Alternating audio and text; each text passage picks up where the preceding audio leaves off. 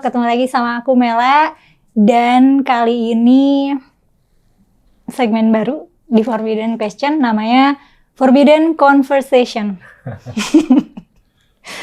Nah, jadi kalau Forbidden Question kan biasanya kayak aku exploring questionnya tuh sendirian, ya monolog. Kalau conversation, aku bawa temen. Dan di episode perdana ini, yang spesial ini, aku juga membawa teman baikku. Halo. Sita. Halo. halo. Kenalin nama gue Bingo, gue teman ngobrolnya Mela. Ya sering banget ngobrol sama Mela, Forbidden Conversations sehari-hari sih. Jadi sekarang bedanya ada kamera aja gitu ya. Iya benar. Kenapa aku ngajakin Bingo di episode perdana ini? Karena Bingo tuh termasuk salah satu teman baikku di mana aku bisa dengan nyaman dan aman ngomongin hal-hal yang tabu ya, yang challenging status quo. Itu jauh sebelum aku bikin channel Forbidden Question ini. Gitu. Nah jadi hari ini Bingo tuh punya Forbidden Questions untuk kenapa harus yang forbidden nih? Jadi Bingo bawa Forbidden Question apa nih hari ini di sini? Oke, pertanyaan terlarangnya ini lebih ke gimana kalau kita nggak nikah, tapi kumpul kebo aja, boleh nggak sih? Ya kita, maksudnya semuanya gitu, kita dan pasangan tidak resmi kita masing-masing gitu sih. Sebelum kita bahas, mungkin aku harus nanya dulu ke Bingo ya. Emang menurut Bingo pernikahan itu maknanya apa dan tujuannya apa? Oke, sebenarnya kalau gue pribadi ya ngerasa pernikahan itu suatu ritual, suatu tradisi, suatu kegiatan yang melibatkan komunitas ya, untuk membuat suatu status hubungan tuh jadi official, jadi resmi. Dimana sebenarnya status pernikahan ini, dimana status ini dilakukan setelah adanya wedding ya. Married itu muncul setelah adanya wedding. Itu bisa jadi nggak ada keterkaitannya sama hubungan itu sendiri. Bisa jadi dua completely strangers, benar-benar dua orang asing yang nikah karena ada keperluan, bukan kayak alasan-alasan menikah yang pada umumnya gitu ya. Emang pada umumnya apa? Biasanya kan orang nikah kan kalau di film-film gitu atau di kultur itu kan biasanya yang dipromosi itu kan nikah kan karena kasih sayang, karena cinta gitu kan, pengen hidup menua bareng gitu kan. Kalau misalnya di kehidupan nyatanya sebenarnya banyak juga pernikahan yang enggak gitu, banyak juga yang karena kebutuhan lain gitu, misalnya kayak orang tua yang kaya yang punya suatu bisnis besar pengen memperluas bisnisnya dengan mengawinkan anaknya sama anaknya partner bisnisnya atau saingan bisnisnya mungkin, supaya mereka bisa jadi merger jadi satu ketika nanti mereka turun tahta dan ya kayak raja-raja zaman dulu sih, memperbesar kekuasaan dengan cara kayak gitu dengan pernikahan. Atau kayak enable adat juga kali ya, misalnya orang suku tertentu yang harus nikah sama suku tertentu, terus mereka udah setup tuh dari kecil nih, si ini harus nikah sama ini gitu. Iya, buat gue sih pernikahan tuh kayak gitu ya. Dan kalau di Indonesia sendiri kan kayaknya pernikahan tuh nggak bisa dipisahin sama agama ya, kayaknya nggak bisa nikah tanpa diwakili sama satu agama tertentu gitu ya, iya kan? Maksudnya nggak ada pernikahan yang bisa dibikin official tanpa ada agamanya gitu. Nggak ada kayak dua orang nggak ada agama sama nggak ada agama terus nikah terus perjanjian bikin sendiri itu kan kayaknya di Indonesia kayak nggak ada ya. Iya, tetap aja sih harus di bawah agama ya. Iya kan, maksudnya kalau misalnya di agama Islam misalnya hijab kabul gitu kan, ya dibikin resmi. Nah, kalau gue sih ya menurut gue pernikahan tuh ya lebih ke meresmikan status hubungan, dibikin official supaya hubungan itu diakui oleh keluarga, oleh negara, dan oleh agama. Itu aja sih kalau definisi gue pribadi ya, pernikahan tuh kayak gitu. Nah kalau tujuan itu, baik lagi, yang tadi gue bilang tujuannya bisa beda-beda, tapi kalau gue pribadi tujuan dan mungkin alasan yang paling bagus buat menikah tuh kan sebenarnya cinta ya, karena kasih sayang. Tapi kan cinta bisa pudar. Sebenarnya kasih sayang itu setahu gue sih dan sepengalaman gue juga, kalau misalnya terus diusahain, kitanya terus berkontribusi aktif untuk pasangan kita, rasa sayangnya terus ada. Tapi kalau kita stop berhenti, ya mungkin passionnya gitu ya. Infatuationnya pudar gitu. Iya, maksudnya untuk dorongan untuk berproduksinya itu mungkin pudar ada batas waktunya 3-5 tahun. Cuma kalau misalnya kita terus-terusan kayak gitu, rasa sayang untuk bareng-barengnya masih ada terus gitu. Itu sih kalau gue sih, menurut gue menikah tuh lebih ke itu aja. Jadi Anda itu romantis ya? Sebenarnya enggak juga sih, tapi ketika ada opsi-opsi kayak kan kita kan sekarang udah terbuka banget nih akses terhadap opini-opini orang kan. Menurut gua nikah tuh harusnya A, menurut gua opini nikah itu harusnya B gitu. Nah terus gue lebih setuju kayak yang ini, kayak yang nikah itu kayaknya terbaik itu Karena alasannya cinta karena dan cinta. ingin menua bersama. Iya, gitu. Tapi kalau gue pribadi nikah bukan itu juga sih alasannya. Oh ya, gue udah menikah by the way, gue udah 3 tahun menikah dan ada istri di rumah, udah punya anak juga. Jadi boleh lah ya ngomong pernikahan ya. Boleh. Jadi sebenarnya Bingo sendiri nggak mengikuti, maksudnya realitanya nggak mengikuti idealismenya gitu. Ya sebenarnya kalau bisa sih pengennya dulu waktu itu sama pacar itu nggak nikah. Kalau bisa nggak nikah ya nggak usah nikah gitu. Cuma kan di Indonesia kayaknya susah banget ya. Nggak bisa, kena pidana. Iya kan, nah, apalagi yang ada KUHP yang baru kan. Jadi ya akhirnya waktu itu 3 tahun lalu nikah gitu. Jadi kalau ada opsi kohabitasi bakalan kohabitasi. Kalau ada opsi kumpul kebo, kita kumpul kebo. Kalau menurut Mela yang mungkin Mela kan ini ya dulu sekolah pesantren, terus kuliah tafsir Quran. Kalau di Islam tuh gimana sih Mel? Mungkin tujuan dan alasan nikah menurut Islam tuh? Pertama-tama di konsep Islam itu di Quran sih beberapa kali dimention soal konsep pasangan itu laki-laki dan perempuan gitu ya. Zaujaini dzakar wal unsa gitu. Sepasang laki-laki dan perempuan. Jadi kalau ya emang nggak inklusif ya. Jadi sobat non biner nih nggak disebut sih. Nah terus kalau tujuannya ada sisi romantis dan praktis nih. Kalau sisi romantis itu yang biasa ditulis di undangan pernikahan atau di ceramah-ceramah pernikahan gitu, di nasihat pernikahan. Itu bunyinya di Quran tuh min ayatihi an khalaqalakum min anfusikum azwajan litaskunu ilaiha wa ja'ala bainakum mawaddata warahmah. Jadi Allah tuh menciptakan dari jiwa kamu, dari diri kamu seorang istri, seorang jodoh. Ya kan kalau konsepnya di agama kan perempuan itu diciptakan dari laki-laki, dari laki-laki. Supaya istri kamu tuh biasanya sih diterjemahinnya supaya memberikan ketentraman gitu, litaskunu ilaiha. Tapi sebenarnya taskun itu tuh kalau sebagai verb, sebagai kata kerja juga bisa diartikan kayak tinggal di rumah gitu. Jadi sebenarnya bisa aja diterjemahin supaya istri kamu bisa jadi rumah buat kamu. Kalau kata sifatnya sakinah ya damai tentram. Mawaddah warahmah itu sayang. Kalau mawaddah itu bentuknya kayak sayang yang bergairah gitu. Kalau rohmah itu ya sayang yang inosen lah, sayang yang universal. Nah itu sexually sama romantically gitu. Ya, I think so. I think sexually sama romantically itu dua-duanya mawaddah. Oh gitu. Warohmah itu beneran generik kayak kan sayangnya Tuhan ke umatnya juga bentuknya rahmat gitu. Sebutannya rahmat. Ke sesama teman juga bisa rahmat. Kalau kita salam kan assalamualaikum warahmatullahi wabarakatuh. Sama. Nah itu tujuan romantis ya. Tapi kalau di ayat-ayat lain sih disebutnya tujuannya ya praktikal aja sih, beranak yang banyak malah. Kalau di An-Nisa ayat 1 tuh malah emang disebut kayak ya nasu taqu rabbakumul ladzi khalaqakum min nafsin wahidati wa khalaqa minha zawjaha wa batha minhuma rijalan katsiran wa nisaa.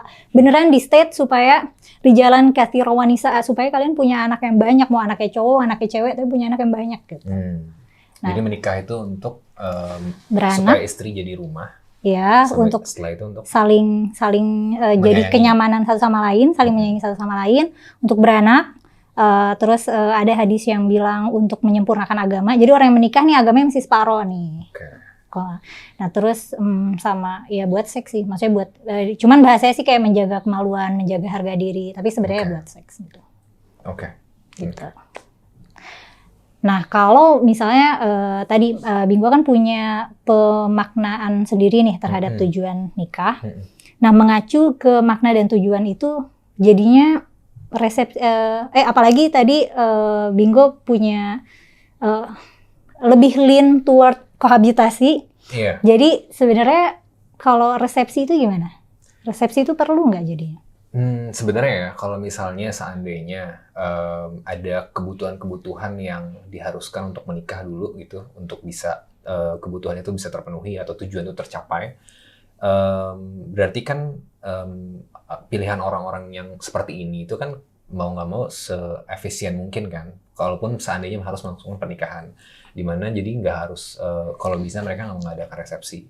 Nah sebenarnya kalau gue pribadi pun mikirnya juga gitu ya, karena kayaknya resepsi yang ada di generasi generasi sekarang yang matang untuk menikah kan generasi millennials ya, millennials muda gitu ya.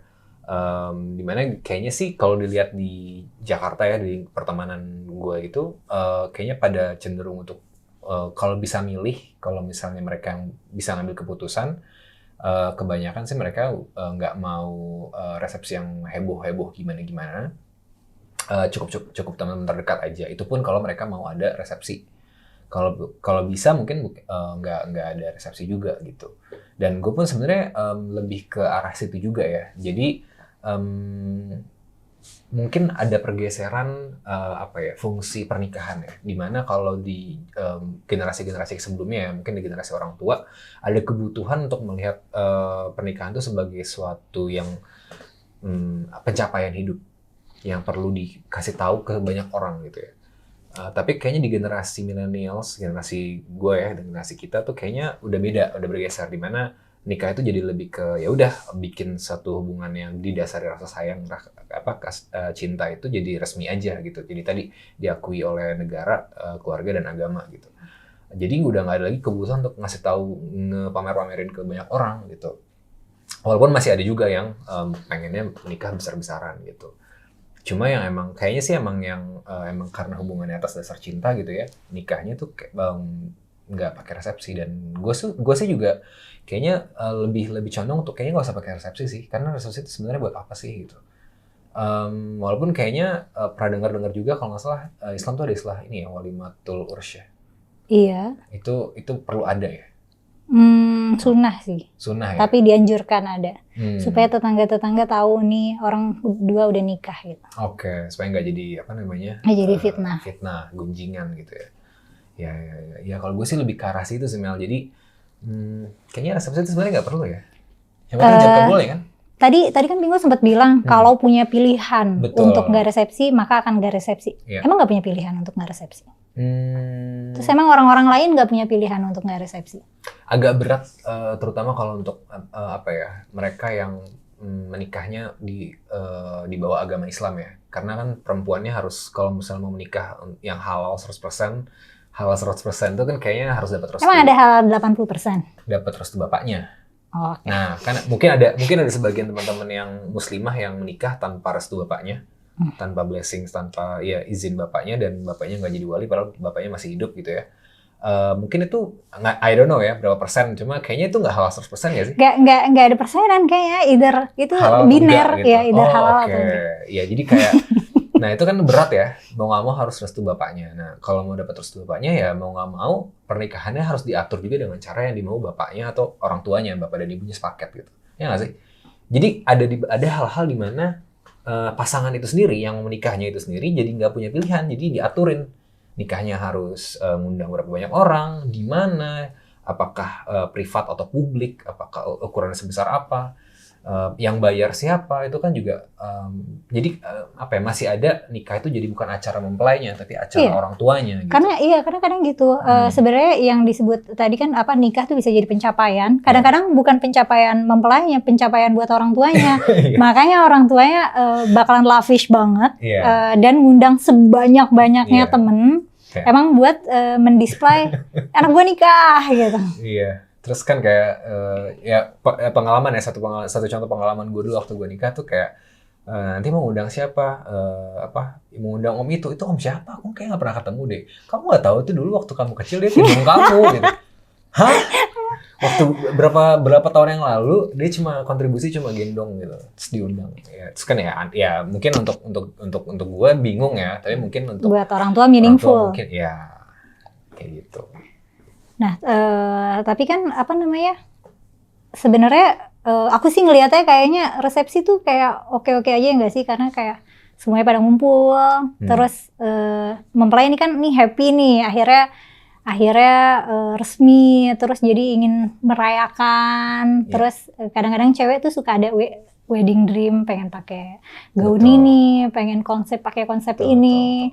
Terus apalagi ditambah lagi misalnya ada tren, misalnya ada tren wedding apa gitu, atau misalnya kita lagi ya kayak tren-tren kayak bridal, belum lagi acara yang melingkupi pernikahan tuh kayak bridal shower atau tunangan atau apa.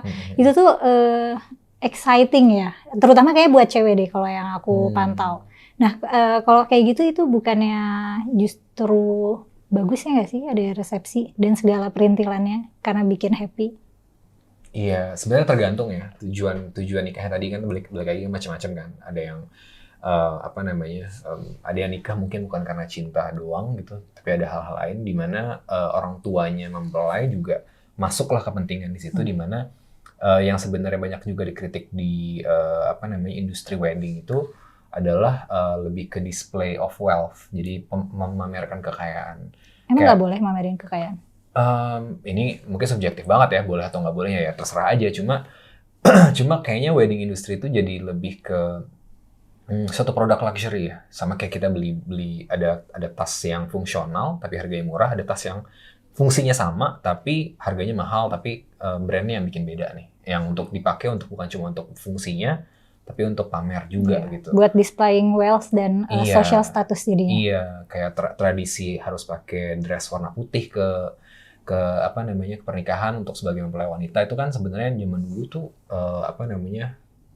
baju itu nggak bisa dicuci, baju itu nggak bisa dicuci, dan yang benar-benar punya pakai baju putih itu cuma bisa dipakai 1 kali.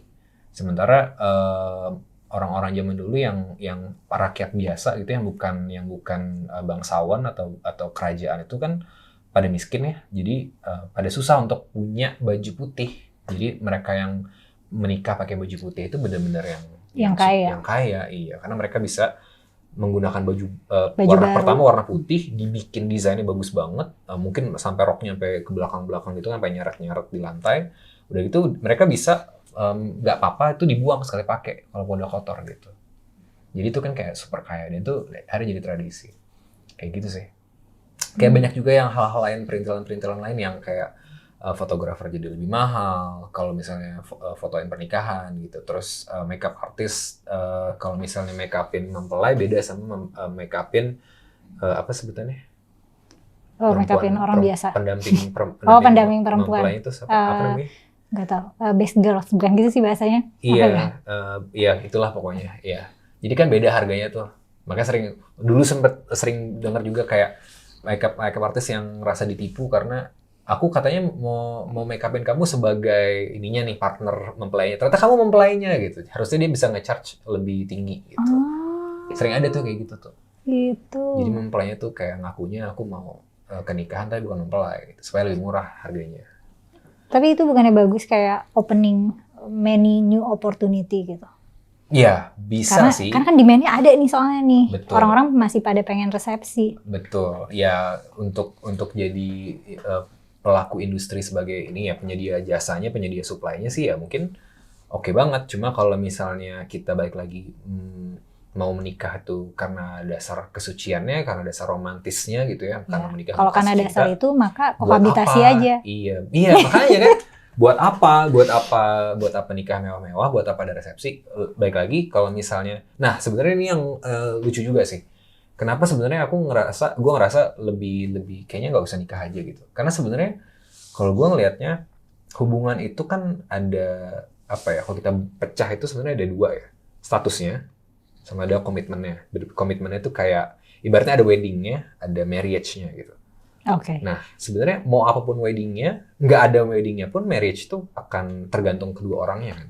Jadi sebenarnya tergantung kalau misalnya 2 orang pasangan ini udah nggak butuh hubungannya diakui sama negara, keluarga, negara dan agama, ya nggak perlu nikah gitu. Karena ujungnya balik lagi status itu mau itu dari tadinya stranger jadi pacaran, jadi menikah, itu nggak akan bisa membuat orang tidak selingkuh, nggak akan membuat orang jadi tidak non eksklusif gitu. Kalau misalnya perjanjiannya eksklusif, menikah itu nggak bikin dia jadi, nggak bisa memaksa dia untuk menjadi tetap eksklusif. Bisa jadi dia selingkuh juga dengan menikah.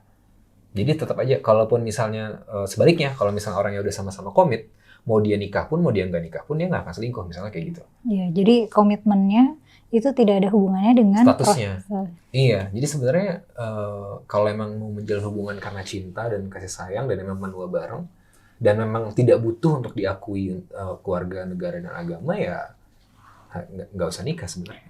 Kalau misalnya emang tujuannya kayak emang buat cinta dan hidup bersama, berarti kayak harusnya nikah beda agama itu bukan masalah. Karena kan Harusnya bisa aja memenuhi tujuan itu. Harusnya ya, kalau misalnya memang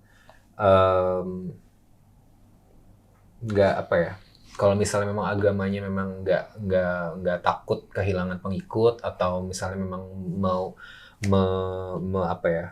merayakan yang namanya kasih sayang dan cinta antara manusia gitu ya, harusnya sih nggak masalah sih.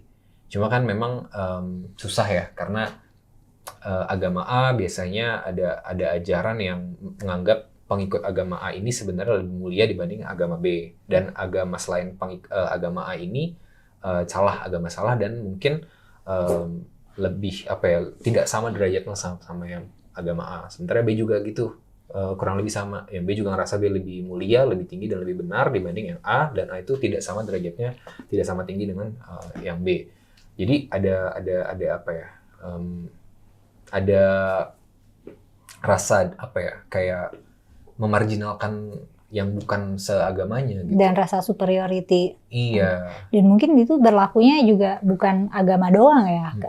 Mungkin juga kayak kesuku-sukuan gitu loh. Misalnya kayak kamu nggak boleh nikah sama di luar suku ini, nggak boleh nikah di luar suku ini. Padahal kan kalau secara biologis ya bakal sexually compatible aja gitu, bisa beranak aja kan. Dan malah kayak justru kayak semakin acak itu chance untuk dapat keturunan yang lebih oke juga jadi lebih tinggi. Iya, betul. Tapi iya kan karena ada, nggak tahu kenapa ya. Mungkin ada kebutuhan untuk kayak preserving community gitu ya nggak sih?